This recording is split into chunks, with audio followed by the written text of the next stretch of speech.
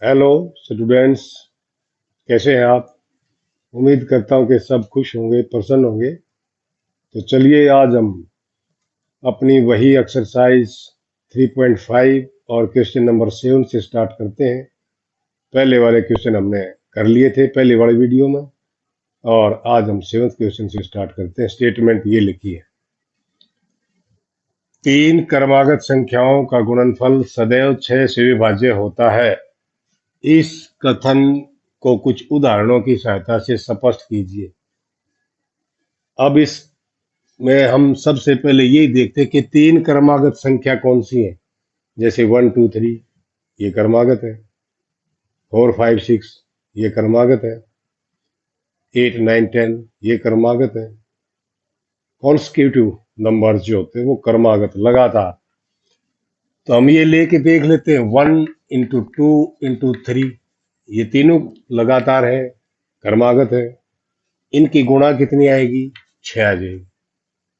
अगर ये लें 4 5 और 6, 6 × 5 = 30, 30 चौका 120 आ जाएगा। कोई भी तीन लगातार संख्याएं लेंगे और फिर चेक करेंगे क्या ये गुणनफल 6 से डिवाइड होता है। देखो ये तो 6 से डिवाइड होता है, ये भी डिवाइड होता है 6 से। दोनों ही संख्याएं 6 से भाग होती है। कुछ और एग्जाम्पल भी ले सकते हैं। हम कुछ बड़ी संख्या भी ले सकते हैं। बड़ी संख्या ले ली हमने, 20 21 22 ये ले ली। इनकी गुणा चेक करें क्या 6 से डिवाइड होती है। अब पहले तो इनकी गुणा करें, 22 और 21। अब यहाँ देखिए 22 गुणा 21, ये हो गई यूं, 22 और 2 दूनी 4, 2 दूनी 4, 2 4 2 6 और 4। अब इसकी मल्टीप्लाई 20 के साथ करें हम। 20 में क्योंकि एक जीरो ये तो वैसे ही लगा लो, एक जीरो। अब 2 से मल्टीप्लाई कर लें, 2 दूनी 4 और 2 छके 12 और 2 चौके 8 एक 9, 9240। अब हम इसको चेक करेंगे क्या ये 6 से भाग होती है। यही करके देखिए, 6 एकम 6, बच गई 3, उतारा 2, 6 पंजे 30, बच गया फिर 2, उतारा 4, 6 चौका 24, उतारी 0, नहीं चढ़ा दी 0। तो इसका मतलब ये डिवाइड होता है, ये भी डिवाइड होता है 6 से, ये भी, ये भी। तो हम कह सकते हैं इस कथन को कुछ उदाहरणों की सहायता से स्पष्ट कीजिए। स्पष्ट हमने कर दिया है, तो इसका उत्तर ये है जो आपके सामने।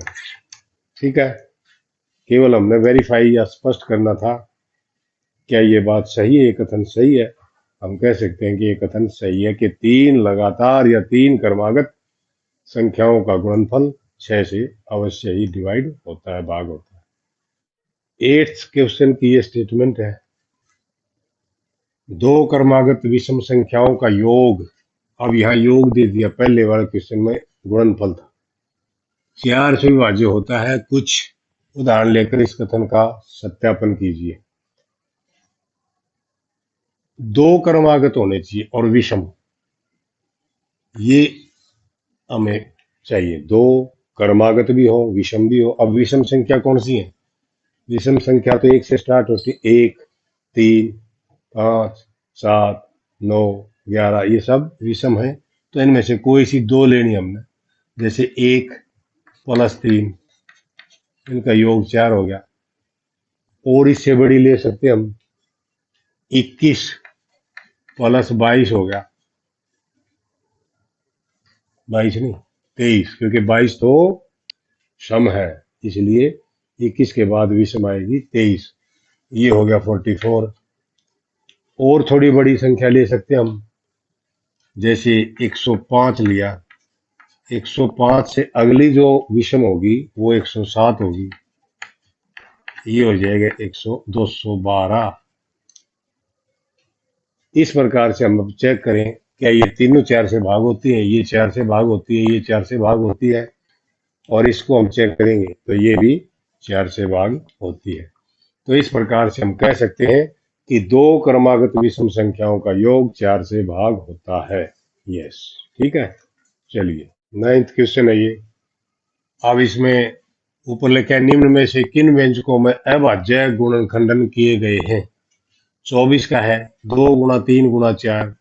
वैसे तो इसको देखने से पता लगता है कि 4×3=12 24 ही होता है गुणनफल, लेकिन ये सही अभाज्य गुणनखंडन नहीं है, क्योंकि इस 4 की जगह 2×2 लिखना चाहिए था, ना कि 4।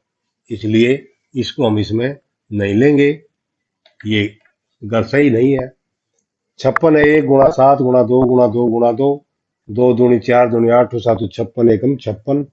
तो ये अगर यहाँ एक ना भी होता तो भी ये गुणनखंडन सही था, और एक इसने लिख दिया है तो भी हम इसको गलत नहीं कहेंगे, इसको सही कहेंगे, क्योंकि एक की गुणा से कोई फर्क नहीं पड़ता, एक की गुणा में गुणनफल उतना ही रहता है।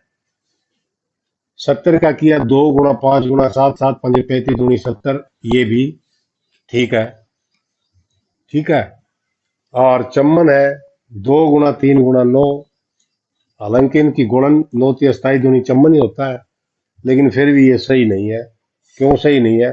क्योंकि ये 9 नहीं आता गुणनखंडन में, 9 की जगह आना चाहिए था 3×3, इसलिए ये भी गलत है। तो इसके दो ही ठीक है। कौन से? बी और सी पार्ट, बी तथा सी। 10th क्वेश्चन स्टेटमेंट है, बिना भाग किए ज्ञात कीजिए कि क्या 25,110 संख्या 45 से भी भाज्य है। अब हमने 45 जो संख्या ना, इसको ऐसे भी लिख सकते हैं हम, 5×9, और ये दोनों ही अभाज्य है। 5 संख्या ये अभाज्य है, और 9 अभाज्य नहीं है। 9 वैसे तो भाज्य है, लेकिन ये दोनों मिला के, दोनों संख्याएं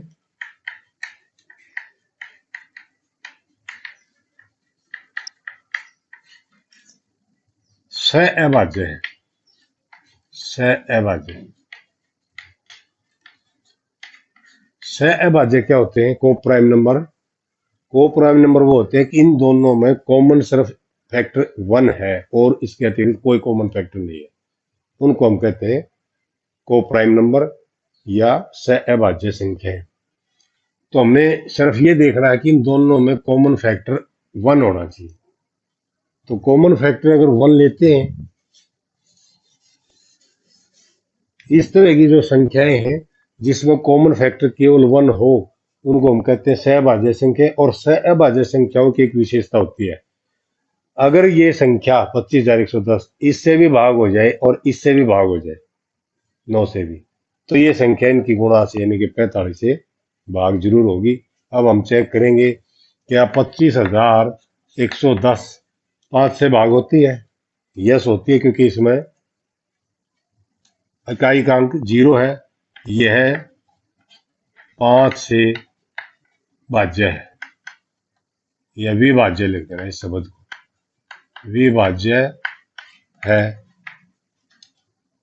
और यह 9 से भी विभाज्य। 9 का कैसे पता लगा? 1 और 1 2, 2 और 5 7 और 2 9, इनका योग किया अंकों का योग यदि 9 से भाग होता है तो यह 9 से विभाज्य है, यह 9 से भी विभाज्य है। ठीक है। अतः हम कह सकते हैं, अतः हम कह सकते हैं कि यह संख्या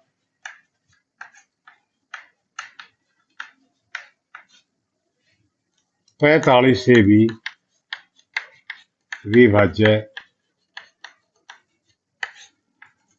है।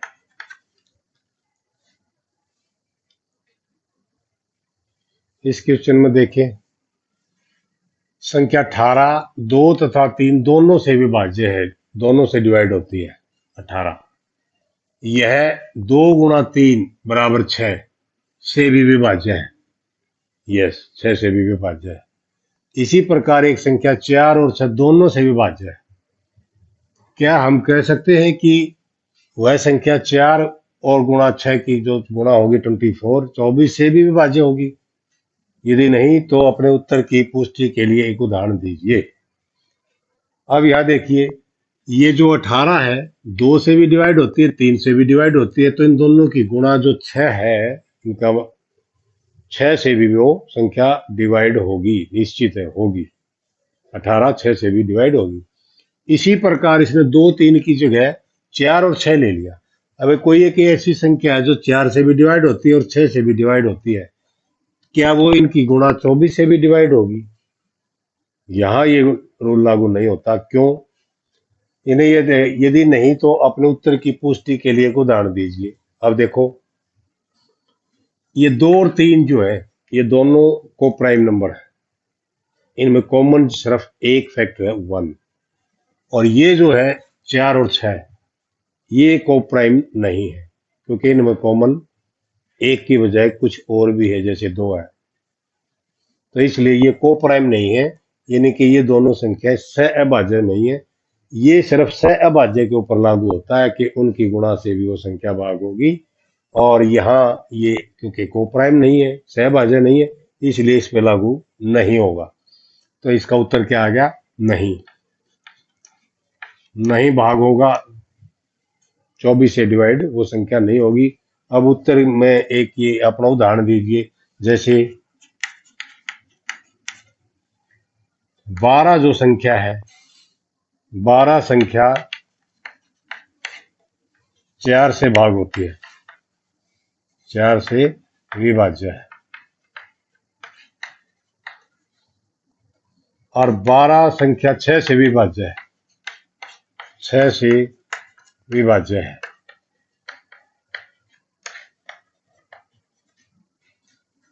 दोनों से भाग है 12, लेकिन 12 24 से भाग नहीं होती, परंतु 12 संख्या 24 से विभाज्य नहीं है।